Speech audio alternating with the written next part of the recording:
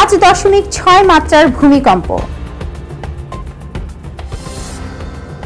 সর্বকালের তলানিতে পৌঁছেছে ভারতীয় রুপির দাম। কলম্বিয়ায় দুই গোষ্ঠীর মধ্যে সংঘর্ষ, নিহত 12।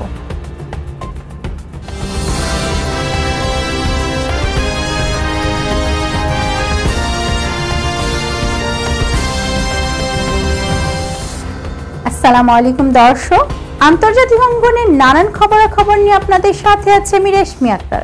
শুনছিলেন শিরোনাম, এবার বিস্তারিত। ফিলিপাইনে 5.6 মাত্রার ভূমিকম্প। দক্ষিণ পূর্ব এশিয়ার দেশ ফিলিপাইনে 5.6 মাত্রার ভূমিকম্প অনুভূত হয়েছে। দেশটির উত্তরাঞ্চলে এই ভূমিকম্পটি আঘাত হানে। এক প্রতিবেদনে ফিলিপাইন নিউজ এজেন্সি এ তথ্য জানায়।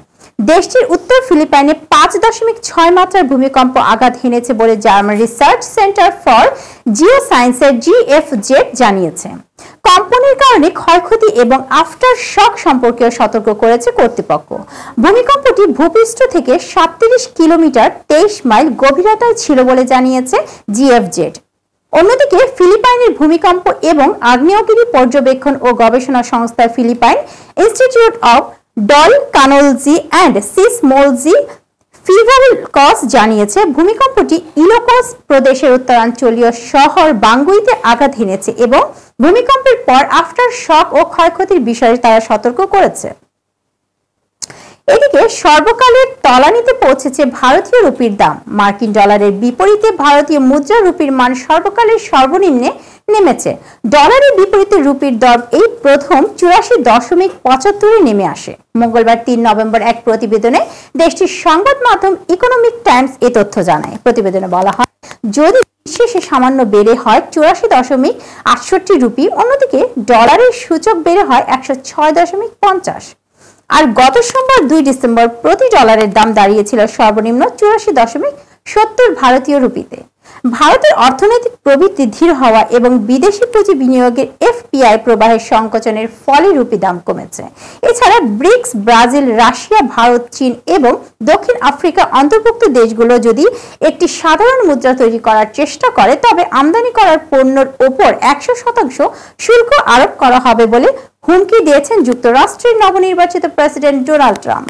এর প্রভাবও পড়েছে রুপির দামে। দুই গোষ্ঠীর মধ্যে সংঘর্ষ, নিহত 12। কলম্বিয়ায় বিলুপ্ত ফার্ক গেরিলা গোষ্ঠীর দুই ভিন্ন তালম্বি উপদলের মধ্যে সংঘর্ষ হয়েছে। গত শনিবার থেকে দক্ষিণ পশ্চিমাঞ্চলে শুরু হওয়া এই সংঘর্ষে এখন পর্যন্ত 12 জন নিহত হয়েছে। সোমবার স্থানীয় এক সহকারী কর্মকর্তার উদ্ধৃতি দিয়ে এ তথ্য জানিয়েছে বার্তা সংস্থা AFP।